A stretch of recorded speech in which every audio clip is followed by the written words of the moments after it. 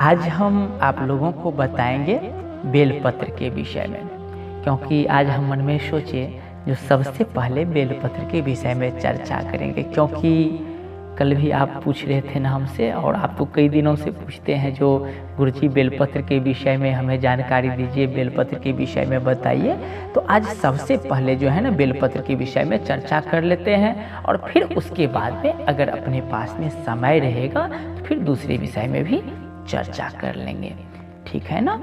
देखिए, बेल पत्र हो या बेल का वृक्ष हो, अपने यहाँ अपने आंगन प्रांगण में जरूर ही लगाना चाहिए, क्योंकि एक शुभता का भी प्रतीक माना जाता है। बेलपत्र का नित्य प्रतिदिन अगर हम लोग पूजन करेंगे, बेलपत्र से पूजन करें या बेलपत्र के वृक्षों का अगर पूजन करें तो कई सारा फल हमें प्राप्त होगा।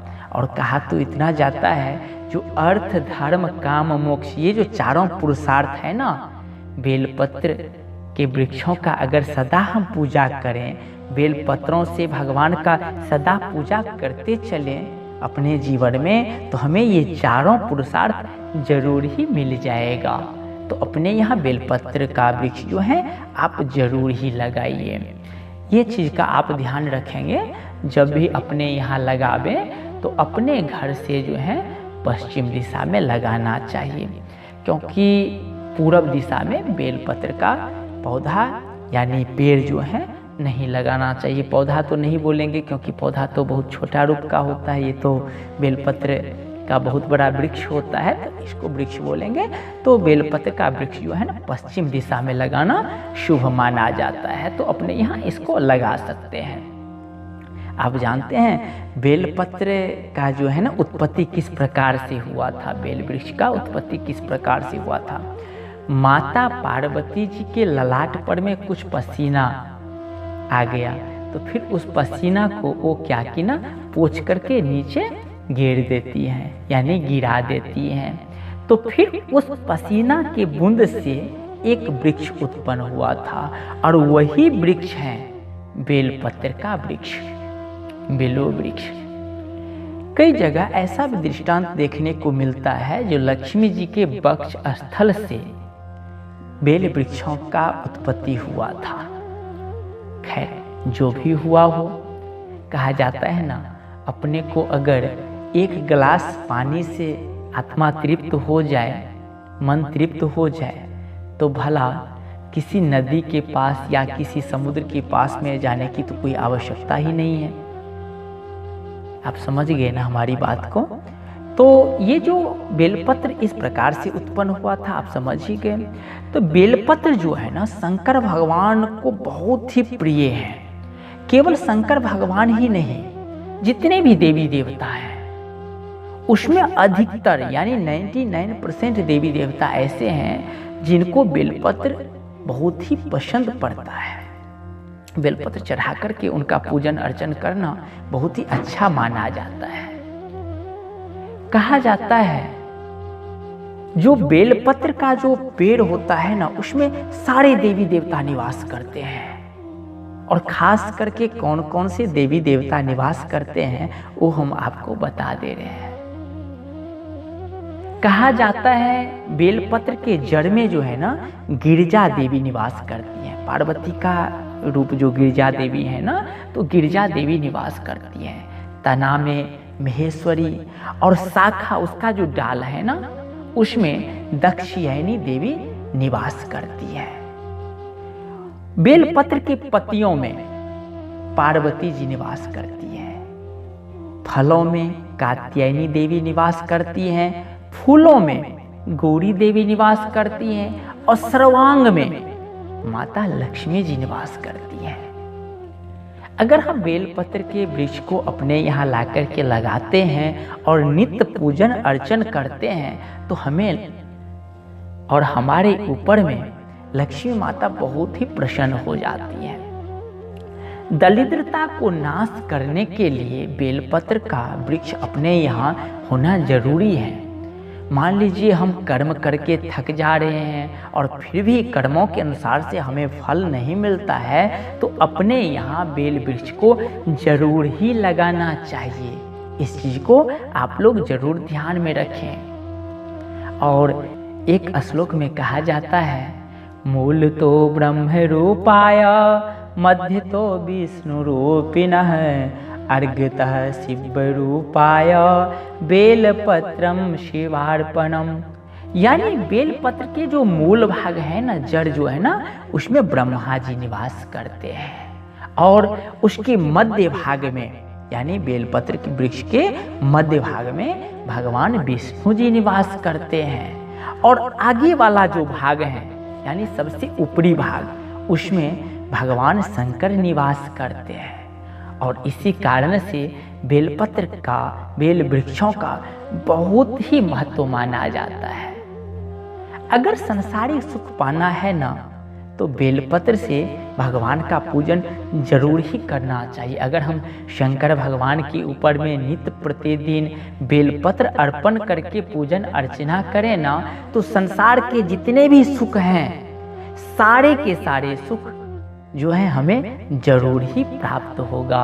तो आप बेलपत्र से नित्य उनका पूजन करें। अगर आपको पुण्य की प्राप्ति करवाना हो यानी पुण्य अर्जन करना हो, तो आप बेलपत्र के ऊपर में राम राम लिख दीजिए और फिर शंकर भगवान को आप अर्पण कीजिए। राम राम लिखने से, श्रीखंड चंदन से राम लिख करके बेलपत्र चढ़ाने से कई प्रकार के पुण्य जो है ना हमें प्राप्त हो जाता है। और उस पुण्यों के आधार पर में हमारा भाग्य, हमारा तकदीर जो है उन्नति करता है, डेवलप करता है और हम सारे सुखों को भोग पाते हैं।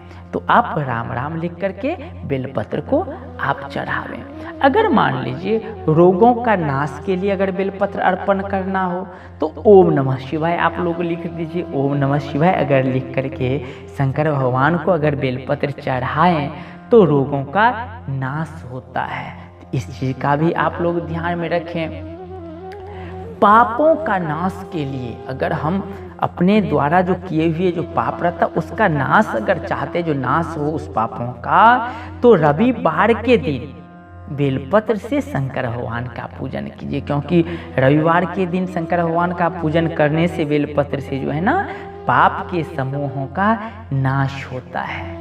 और तृतीया तिथि में अगर हम कुबेर के ऊपर में बेलपत्र अगर हम लोग चढ़ा करके पूजन करें तो ऐश्वर्य की प्राप्ति होती है। तो अगर ऐश्वर्य प्राप्त करना आप लोग चाहें तो तृतीया तिथि को कुबेर के ऊपर में जो है आप बेलपत्र चढ़ा करके जरूर ही पूजन करें। श्रावण महीना में बेलपत्र से शंकर भगवान का पूजन करना या श्रावण महीना में बेलपत्र वृक्ष का पूजन करना सारे तीर्थों का फल हमें दिलाता है। हमें सारे तीर्थों का फल मिल जाता है अगर श्रावण महीना में रोज प्रतिदिन श्रद्धा, विश्वास, प्रेम, भक्ति के साथ में शंकर भगवान पर में अगर बेलपत्र अर्पण करें या बेल वृक्षों का अगर हम पूजन करें तो हमें सारे तीर्थों का फल जो है हमें प्राप्त हो जाता है। एक श्लोक में कहा गया है, त्रिदलं त्रिगुणाकारं त्रिनेत्रं च त्रयायुधं त्रिजन्म पाप संहारं बेलपत्रं शिवार्पणम। ये बेलपत्र अगर हम शंकर भगवान के ऊपर में चढ़ाते हैं ना तो तीनों जन्मों का पाप जो है हमारा नाश हो जाता है। तो हम बेलपत्र को चढ़ा करके जरूर ही शंकर भगवान को प्रसन्न करें और अपने पापों को अपने से अलग करें। इस चीज का आप लोग जरूर ही ध्यान रखेंगे। कहा जाता है, दर्शनं बेल वृक्षस्य स्पर्शनं पापनाशनं अघोर पाप संहारं बेलपत्रं शिवार्पणम। ये बेल वृक्ष का दर्शन करना, बेल वृक्ष का स्पर्श करना अघोर पापों का नाश करवाता है। बड़े से बड़े पापों के समूह को नाश कर देता है। जिस प्रकार से एक माचिस का तिल्ली, एक छोटी सी तिल्ली बड़े काठों का भार को क्षण मात्र में जला करके संहार कर देती है, उसी प्रकार से अगर हम बेल वृक्षों का प्रतिदिन दर्शन करें, स्पर्श करें, पूजन करें, बेल पत्रों से भगवान का पूजन करें, तो हमारा अघोर पाप जो है जरूर ही नाश हो जाएगा। इसमें कोई संदेह करने वाली बात नहीं है। तो हमें बेल का वृक्ष अपने यहाँ लगाना चाहिए और बेल पत्रों से भगवान का पूजन करना चाहिए। कोटि कन्या महादानम बेल पत्रं शिवार्पणम। करोड़ों कन्यादान का फल मिल जाता है अगर हम प्रतिदिन बेलपत्र चढ़ा करके शंकर भगवान का पूजन करें, तो करोड़ों कन्यादान का जो फल है ना वो हमें प्राप्त हो जाता है। हमें जरूर ही बेलपत्र से भगवान का पूजन करना चाहिए, बेल वृक्षों का सदा आदर करना चाहिए। एक मैं छोटी सी कथा आपको बता रहा हूं, बहुत पुरानी कथा है, प्राचीन समय की ये कथा है। एक चोर चोरी करने के लिए एक गांव में घुस आया था, लेकिन गांव वाले चोर को देख लिया। जैसे चोर को देखा ना तो गांव वाले उसको पकड़ने के लिए, उसको मारने पीटने के लिए दौड़ पड़ा।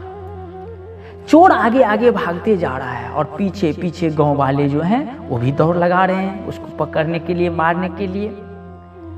भागते भागते चोर जो है एक घना जंगल में चला जाता है और उस घना जंगल में जैसे प्रवेश करता है तो गांव वाला चारों तरफ से उस जंगल को घेर लेता है, क्योंकि गांव वाले का संख्या बहुत है, बेचारा चोर तो एक ही है।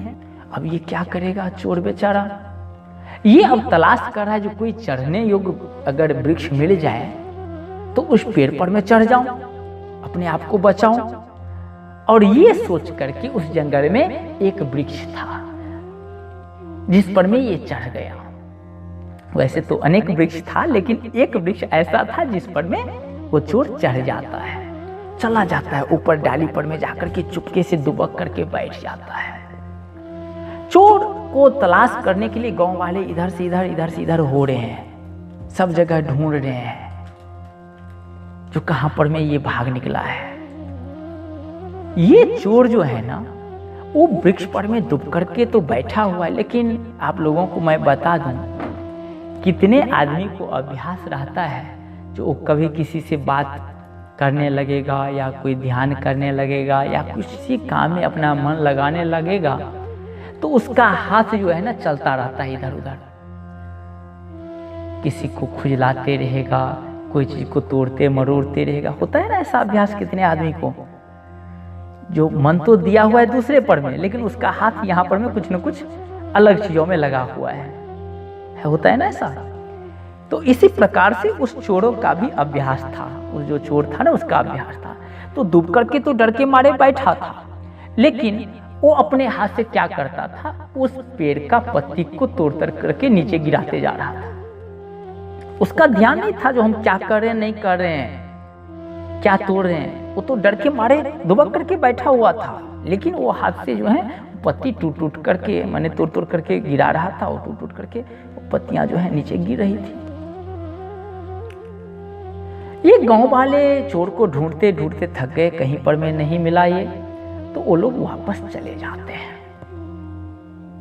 वापस जब चले जाते हैं ये पेड़ पर से नीचे उतरता है चोर, फिर वहां से अपना घर की तरफ भागेगा, निकलेगा। ये जैसे ही नीचे उतरता है ना, शंकर भगवान प्रकट हो जाते हैं और शंकर भगवान कहने लगते हैं, अरे चोर भैया, तुम पर में आज हम बहुत प्रसन्न हैं, मैं बहुत प्रसन्न हूं, मांगो क्या मांगना चाहते हो। शंकर भगवान को देख करके ये चोर आश्चर्य में पड़ जाता है और मन में सोचने लगता है ये सचमुच शंकर भगवान है।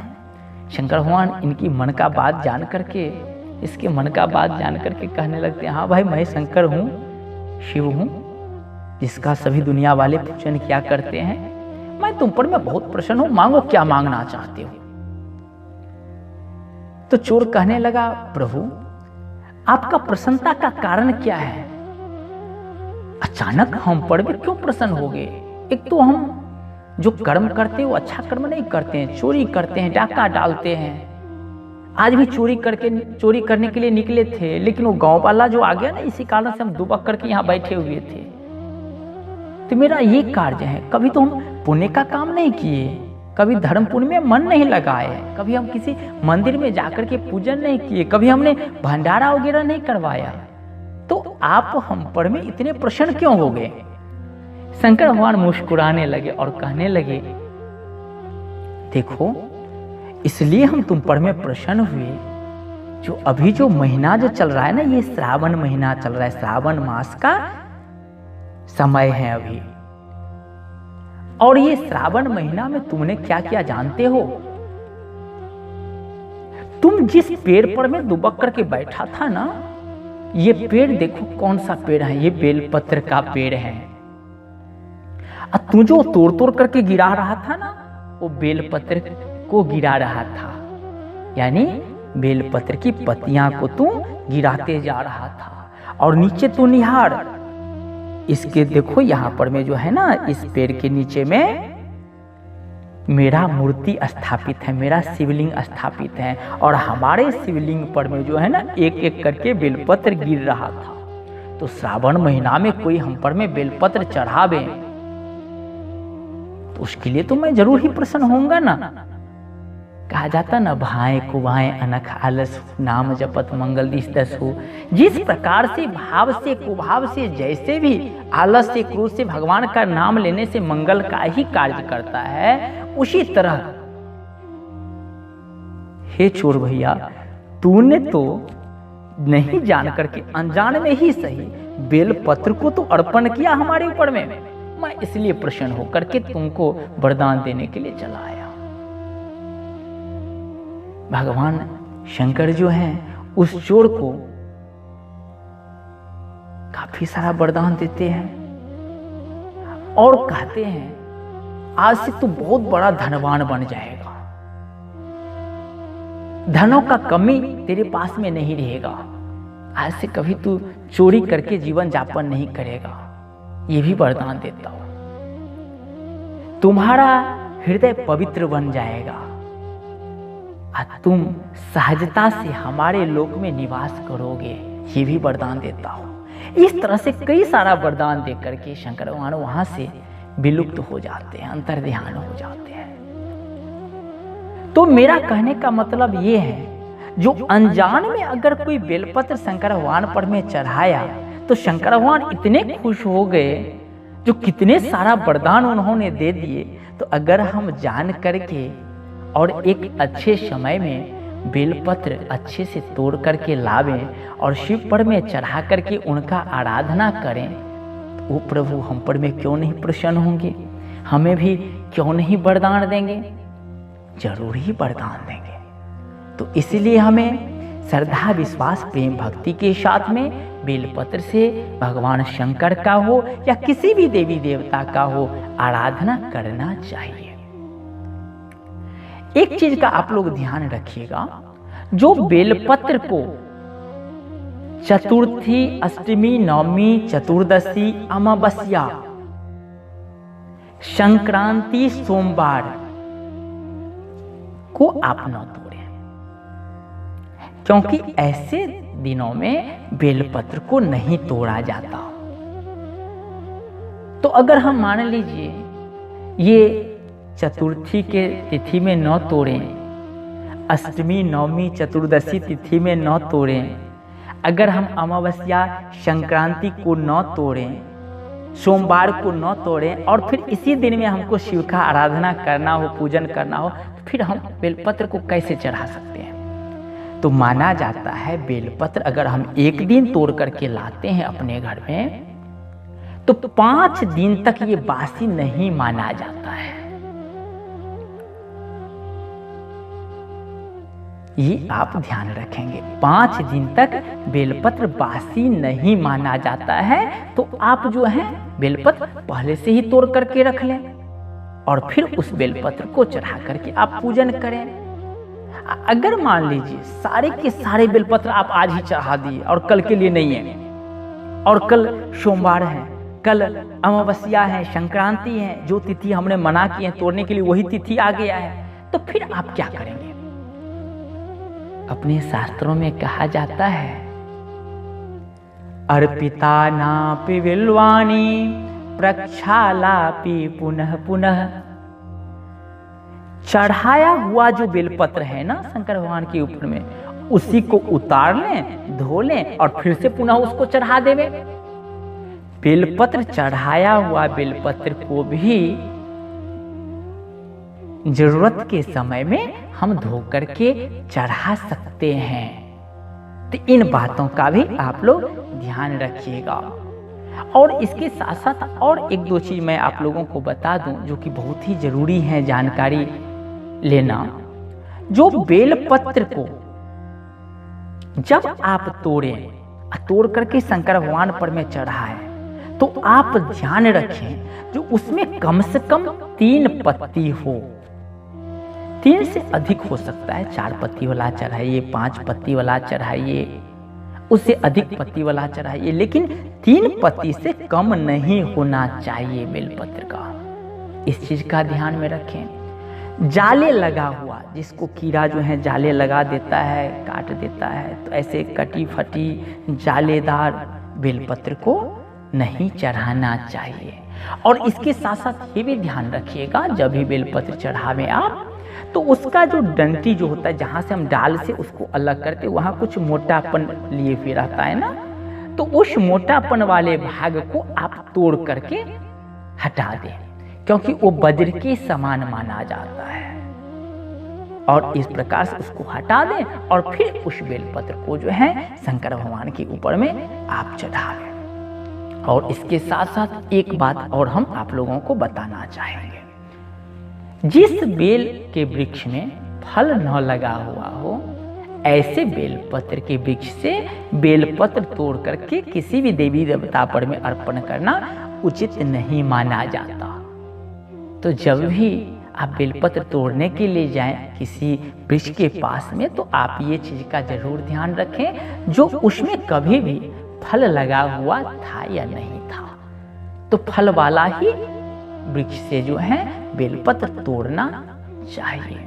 तो आप लोग अच्छी तरह से जान गए होंगे जो बेलपत्र कितना हमारे लिए फायदेमंद का काम करता है, बेलपत्र चढ़ाना कितना अच्छा माना जाता है, बेलपत्र वृक्षों का पूजन करना कितना अच्छा माना जाता है।